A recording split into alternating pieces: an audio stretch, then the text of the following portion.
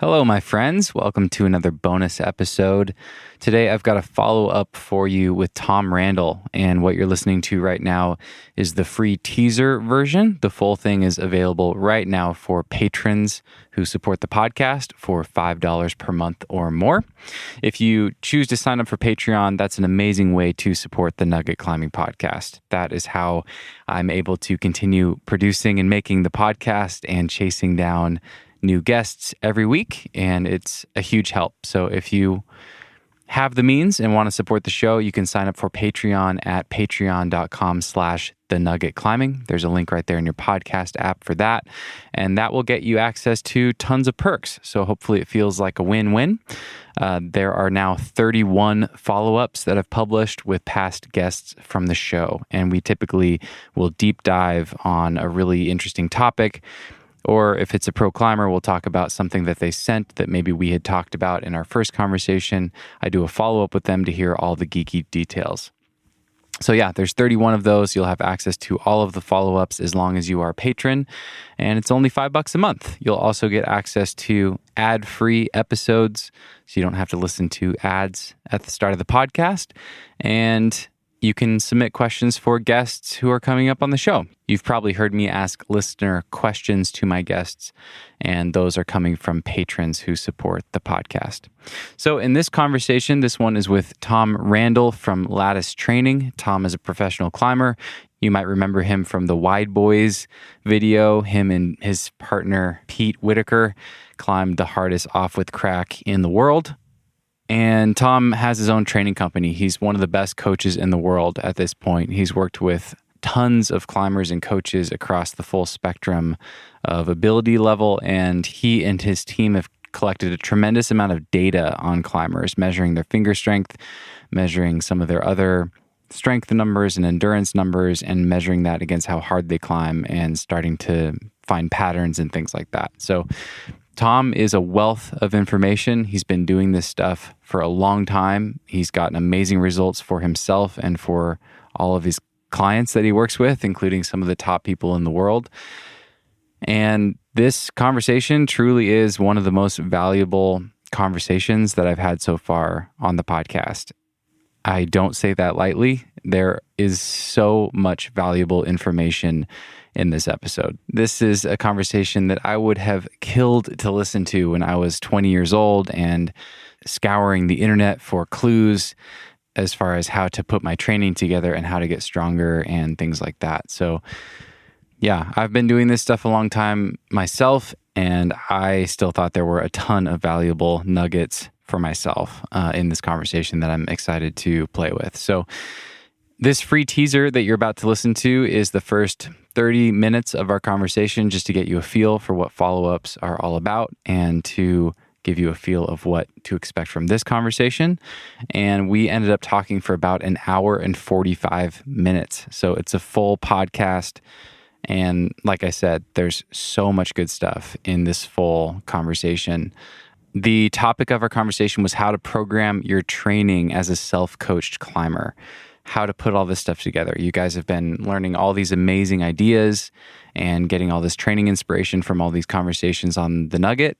And what do you do with that? How do you integrate that into your life? What is relevant for your goals? And how do you take some of these training ideas and actually combine them with your climbing in a way that gets you stronger or gets you better, but that doesn't take away all the joy from climbing? We all want to climb, and we all need to climb because it's a skill sport, and that's important. So that's the root of it. We talked about that topic for the full hour and 45 minutes, but we covered a lot of ground. We shared case studies. We talked about a couple specific people who I've had on the podcast. You'll hear what I'm talking about if you listen to the full thing. But one of them is already one of the best climbers in the world and wants to level up his strength even more. So what does someone like that need to do to make lasting changes in their finger strength, for instance? And then on the flip side, another person was a high-level boulderer who transitioned to sport climbing. So we talked about what that looks like and what kind of a time commitment it takes to switch modes and things like that. I also asked Tom if he had advice for climbers in different circumstances. I talked to a lot of people who are stuck in a 9-to-5 job and only have a couple weeks a year to get outside and climb on a trip, on vacation.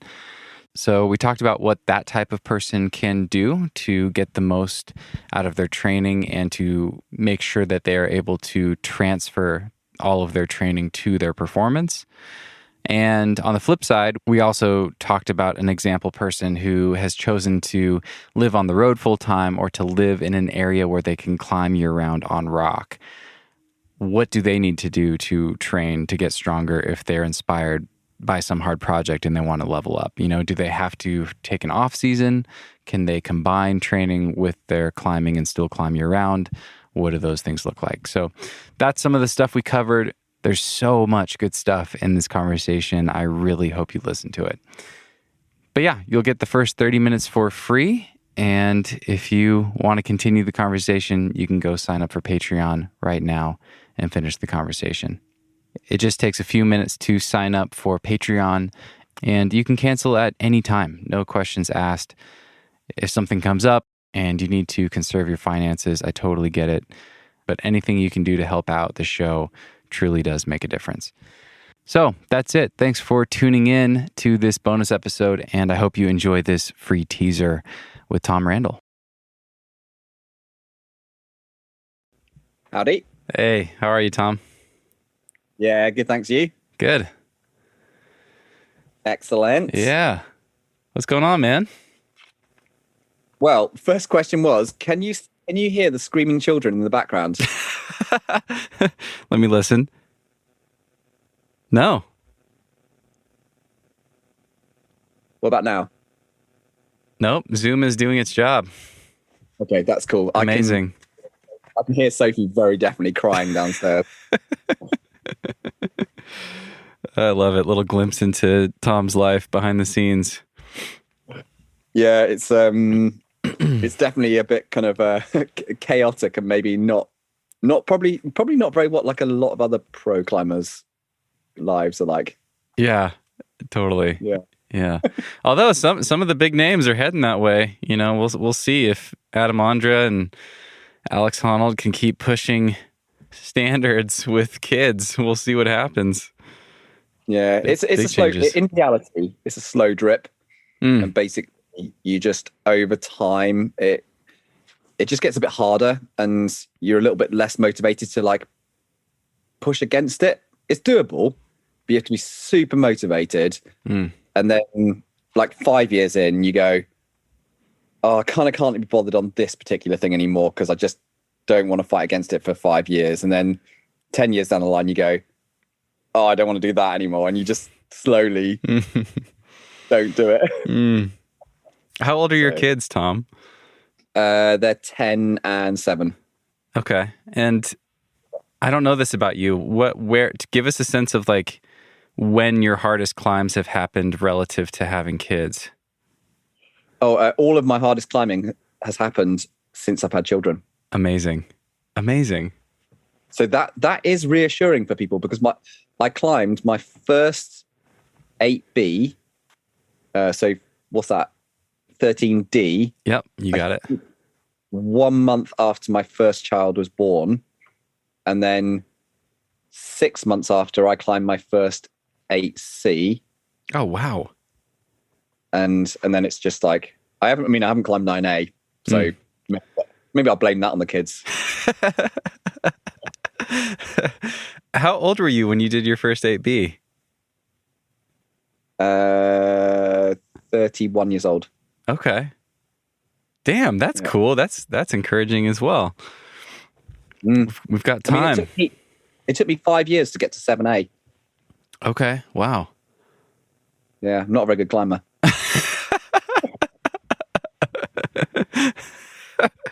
Well, that just speaks to your that just gives you more credibility with your training. It means you must really know how to get stronger over the long term. That's awesome.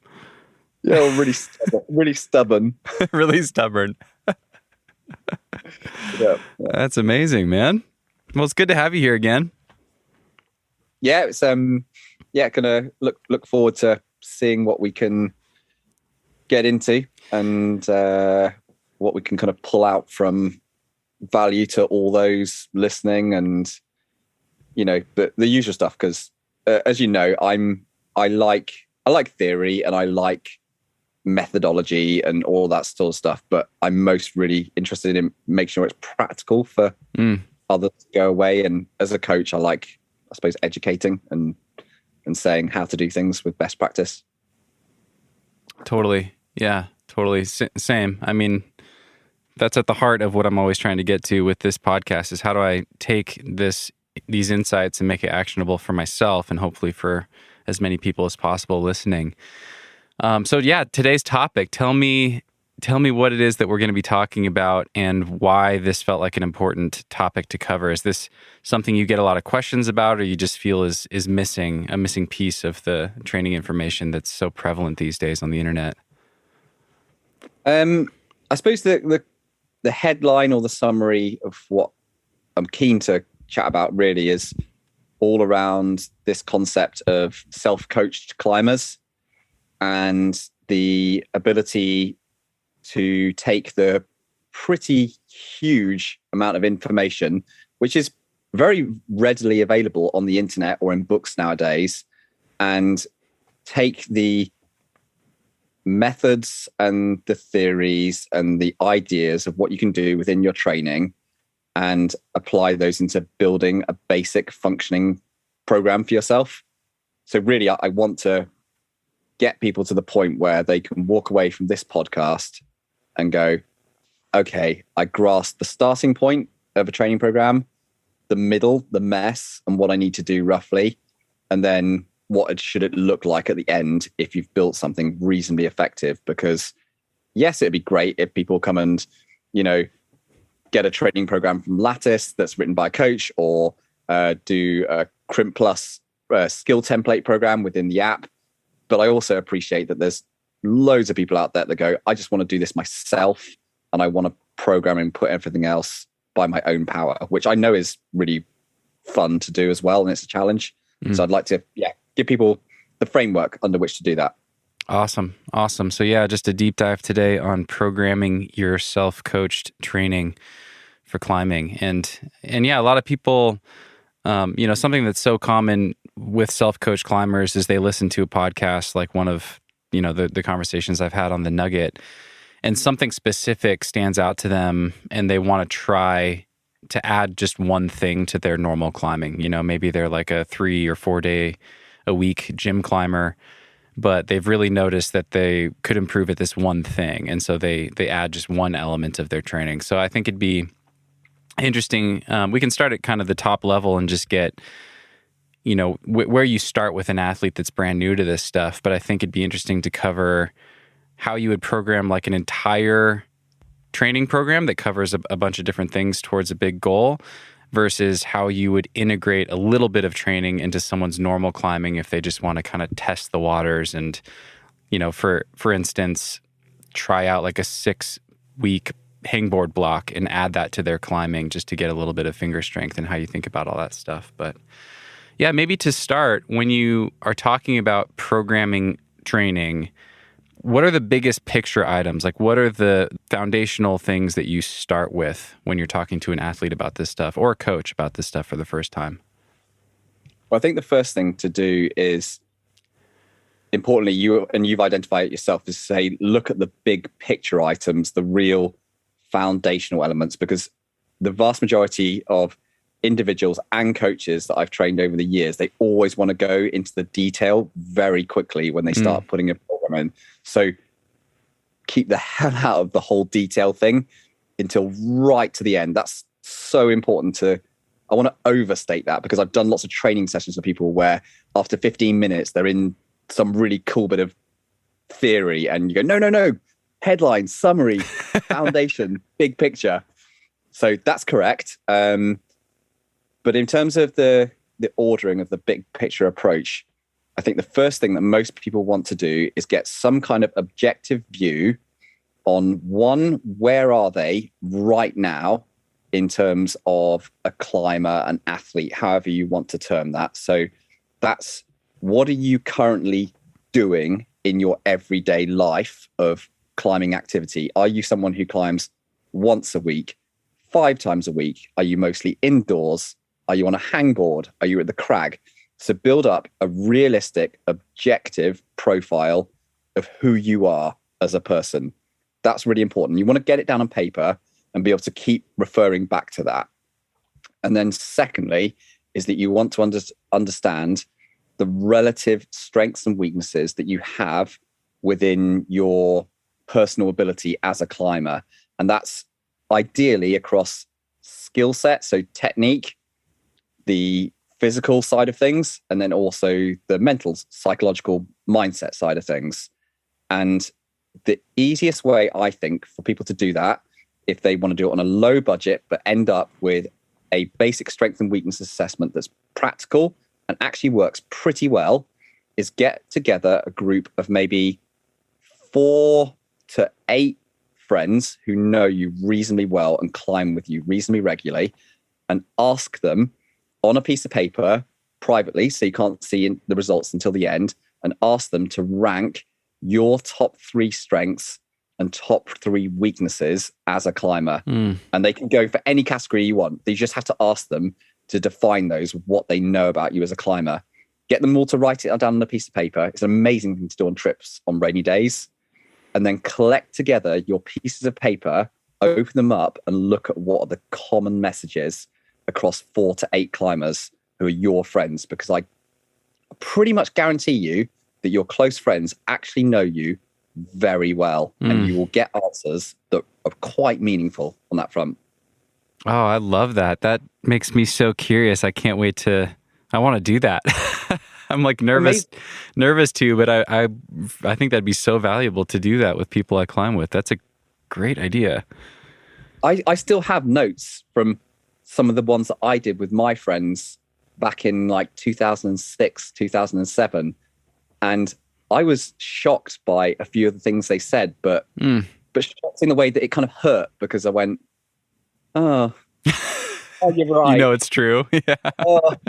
Like, I promise you, I was training all the things that I kind of shouldn't have done because they were my strengths already, and I was ignoring these weaknesses. But seeing 4 or 5 friends all say your short end power endurance, things that take 10 to 15 moves that are really hard, is terrible.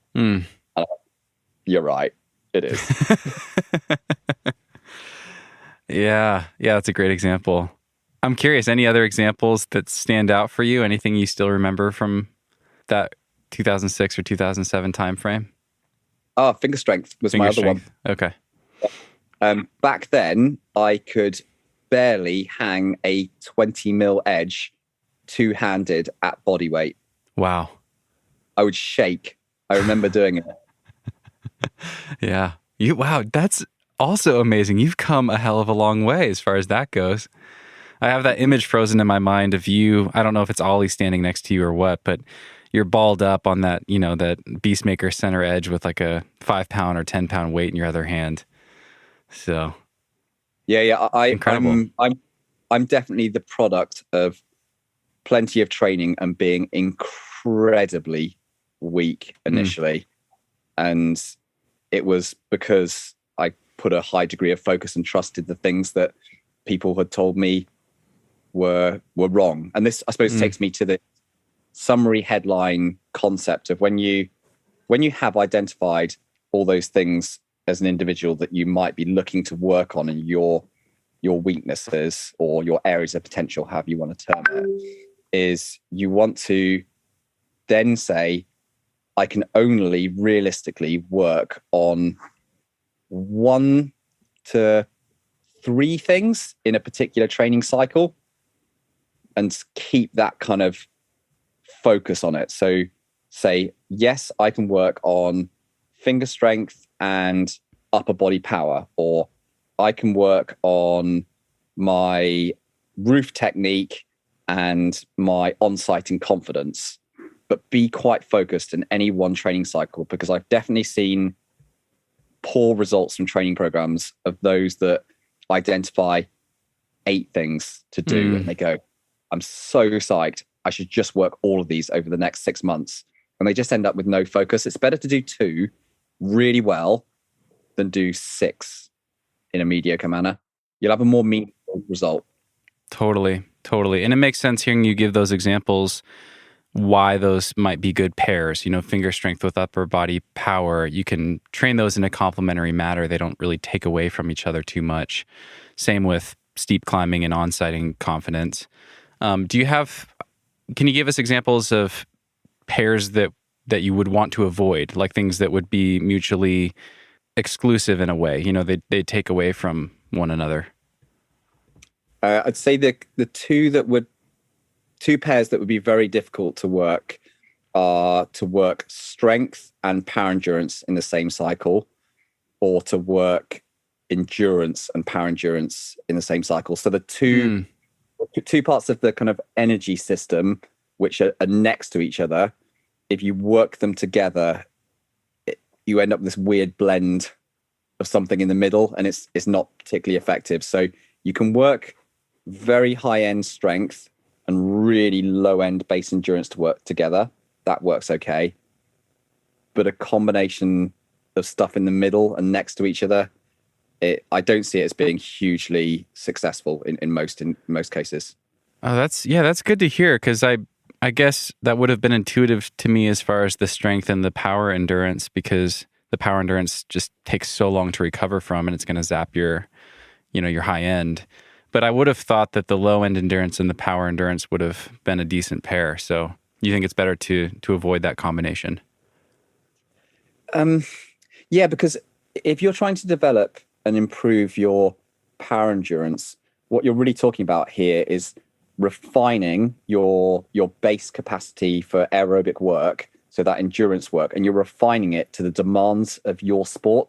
So whether that's a 15 bolt sport route, a 25, a 30, a 35 meter, not bolts, sorry, I meant meters. So 15, 25, 35 meter, and you're refining it to the demands of what you're going for. And again, for the angle that you're doing it. So it doesn't really make sense that you be working all the kind of capacity style type work, but then trying to refine it to the demands of your event at the same time. It just doesn't make sense. Okay. A same thing again is another coupling that doesn't work particularly well, and I've seen some strength athletes get this wrong, and it will often be for the boulderers, is they'll go, oh, I really want to feel really powerful, peak performance at the moment, so I'm just going to be working very, very high intensity work. So what I'll do is I'll do power work, so power pull work, and they might do it on a bar or a campus board, but then they'll do it with a load of eccentric, so lowering that kind of opening up on the movement, work at exactly the same time, which is slower and more controlled, because they go, oh, I've read that eccentric work is the way to load the muscle at the highest possible amount of force, which is true, but they're very conflicting in terms of the adaptation and the stimulus that you get for eccentric high loading versus power, which is effectively much lower intensity but very high velocity or high speed. So those don't work very well together as well. Okay, that's interesting, because what are your thoughts on complex training as far as that goes? Because that's something that I've seen people play with a lot within climbing and outside of climbing. Like a couple examples would be pairing a max finger dead hang, like a 10-second dead hang, with campus doubles, something very quick. Or something that sprinters do, I think this is a Charlie Francis thing, is do heavy deadlifts paired with box jumps. Do you think, what are your thoughts on that complex idea? I think the jury is probably still out on that one. Okay. And I can't see a massive reason for why it wouldn't work with certain individual athletes if they've got to the point where, in the potential of what they're achieving with their training, they're just constantly plateauing, and they've got very high lows, and they need to play around with different things, or they've got a coach that knows their athlete very well. That might be worthwhile diving into kind of more experimental stuff. But I mean, I myself, I've worked with loads of athletes for a long time, and I don't even feel like I have enough experience to say whether I would consistently use that with my mid-tier climbers. So I think it's probably like a jury's out situation with that. And maybe I'm getting us too far into the weeds. diving straight for those details. Yeah. Always. Everyone does it. Yeah. Always the details. Yeah.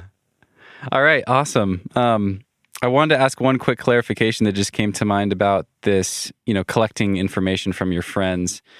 It seems like it'd be important to leave it really blank, like let them just write whatever comes to mind versus giving them categories to choose from. What are your thoughts on that? Is it just like a blank piece of paper? Yeah, I think it's best done as a blank piece of paper exercise, because you will, if you force people to write about just the physical nature, you might find that some of your friends have absolutely no view on the physical nature of your performance. They might be really capable with the mindset stuff. So in a way, it ends up as being a filter for the opinions of your friends, which are most valid. So your friend who's very good with psychology will tend to give you, identify things on that side. Someone who's very good at physical training will identify on that side. So it gives you, I think, a more finely tuned picture with better expertise if you go that way. Okay. Awesome. I love it. All right. So one of the things I was most curious about, that seems like it's the next step, but let me know if I'm jumping ahead. If we missed anything, then just let me know and we can backtrack and fill in the gaps. But it seems like the next step is to talk about, general programming, like, given that you want to focus on one or two things at a time, how do you educate newer climbers or newer climbers that are newer to training or new coaches in putting this stuff all together? Do you like to start with something periodized, and, do you have a way of moving climbers through that over the course of a training season versus doing blocks and kind of doing more of a rotation and touching on more things within, a few month block? Is there an amount of time that you try to commit to with someone who's new to training that wants to, really test the waters to make sure that they're investing enough in it to get something out of it? What are your thoughts on the overarching kind of structure as far as where to begin with training? In general, you want to take almost like a backwards approach. So you take the timeline that you have to work on, and most people, that's either a good part of the year where the conditions get really good in their local area, or they have a trip planned for part of the year. And then, so when you look at that part of the year and the goals that you have on that, you want to then put on one side, what does your goal, your project, your aim look like? And what are the demands of that? And how does that match up with your friend's view and your history as a climber of where you're at? So how disjointed are you? Are you aiming for a 513 on-site, but right now you're actually on-siting 12Ds quite regularly? Or are you trying to flash your first V11, but your best ever flash was V8 in this year? So you've got a little bit of a timeline that you need to work on versus where you are now versus where you want to be. And then once you've understood that, it's to work backwards across that timeline from the goal and say, what is realistic to achieve towards my goal in the time frame that I actually have? And if you work backwards from that and you start to just apply, in this sense, you just have to apply some intuition in terms of the kind of improvements that you'll see, because every athlete's different to how quickly they respond to these forms of training. If it feels unrealistic for that time frame, then normally you need to move your goals down and make them a little bit more achievable, which is a good thing because it makes it more realistic. And once you have a point where you have a realistic matching of that timescale, so the end point and the start, is that you just want to block out periods on an overview of when are you firstly going to have your rest weeks, and you're going to do those cycles of harder work and then recovery. And then also you've got to plan in on a very high level view when your holidays and work commitments or travel, family, etc., fit in that plan, and also put those in really, really early. So 2 items, high level, is does your timeline look realistic in terms of what you want to achieve compared to where you are, compared to where you want to be? And then make sure that you put in right at the start all those immovable blocks like rest weeks and work, travel, conferences, etc. Because everything else around, do I use block periodization? Do I use concurrent periodization? So where you're working strength and endurance at the same time, for example, are all complete side points unless you can dial that basic framework of how your calendar looks and whether it's realistic for your goals. Because again, people will get dragged into the detail of going, oh, I want to know what's the best form of periodization to use. Honestly, they're all fairly effective if you do them really well. But certain things will be more successful if you just get the basics, which is timeline and immovable objects in your calendar. Get them in straight away. That's great. Yeah, that's great. I'd love to hear, do you have any recommendations for those rest weeks? Do you have guidelines for how often those should happen? Yeah, I would say the industry standard, more or less for climbers, is around 3 weeks of hard work and 1 week of relative rest. And what I mean by hard work is that the loading for you is high enough that you feel like you're being pushed and extended and stretched as an athlete. And this can be technical, psychological, or physical. All of those match up with that model. And then in your relative rest week, it doesn't really want to be a full game over. I'm just going to sit on the couch and do nothing and watch Netflix. It's more like cut the total amount that you put into there by around 50%, maybe a little bit more.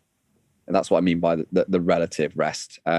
So an example of that would be if you're in your working weeks climbing 4 days a week and you do a fingerboard session every other session, in your rest week, you might climb twice a week and just do 1 fingerboard session. Most people go, I'll do nothing on my rest week. I don't actually think that's the best practice. Keeping the engine ticking over tends to work out better for people. Okay. And what are your thoughts on intensity during that rest week? Should that stay at the same level as your previous 3 weeks of training? Yeah, good question, actually. Across the breadth of intermediate, advanced, and elite level climbers, I think the intensity can be kept high. So really, really good quality work, but you massively back off on the volume. So you do a lot less. You stay way away from fatigue in your sessions. You don't tend to fail so much. And you just generally feel like you're polishing the diamond as such, in just keeping it ticking over, finishing fresh. But in beginner climbers or people who are doing maybe their first ever training cycle, I would suggest that for those individuals, they drop the intensity a little as well. And in particular, I would move any high intensity work in their rest week to having 0 failure in any sets and reps. And the reason for this is that one of the biggest structural, so talking about actually changing or affecting the structure of the soft tissues, is this failure element where you go to the point where you actually can't complete a rep, or you're falling out of a hang, or you can't hold a lock anymore. The recovery time from that type of work is quite a bit higher.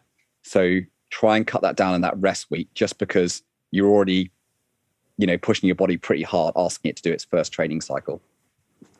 Got it. Okay. Yeah, that's super helpful. I want to dig into let's just make up some theoretical examples, and we can fill in a little bit of context around this. And the first example, hypothetical, I want to bounce off you is let's say we're taking someone who has a clear off season. It's winter. They have 3 months before spring conditions, really good conditions for their local crag or whatever it is, or a trip. So they have 3 months. Would you suggest them focusing on those 1 to 2 things for the entirety of that time, or, focus on 1 or 2 of them for a block, for one of those 4-week blocks with 3 weeks of hard and then a rest, and then rotate through and touch on more things over the course of that longer time frame? What are your thoughts on that?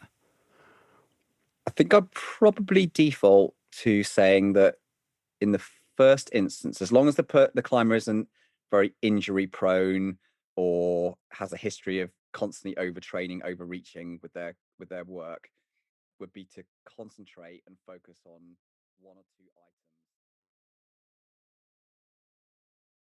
Hey friends, I hope you enjoyed that teaser with Tom. Once again, the full version of this conversation is 1 hour and 45 minutes. So you just listened to the first half hour. There's about 1 hour and 15 minutes more of this conversation, and it was super valuable stuff the whole time. We didn't bullshit at all. It was just really talking through different circumstances, giving context, using different types of people as examples, and talking all about how to program our training and get the most out of our training. So if you want to finish the episode, you can do that right now by signing up for Patreon. It's $5 per month, and it's an amazing way to support the regular podcast. And you get a ton of perks. You get a bunch of follow-ups to listen to. You get ad-free episodes, and you can submit questions for upcoming guests on the show. All of that, you can go to patreon.com/thenuggetclimbing. There's a link right there in your podcast app, and it just takes a few minutes to sign up. You can try it out. If you change your mind, you can cancel at any time. No questions asked, so there really is no risk and no downside.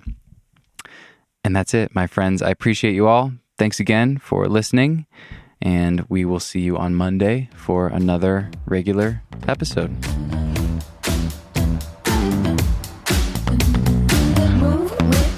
Shake it up, stop when the clock hits 13. Sing 1, 2, 3, 4.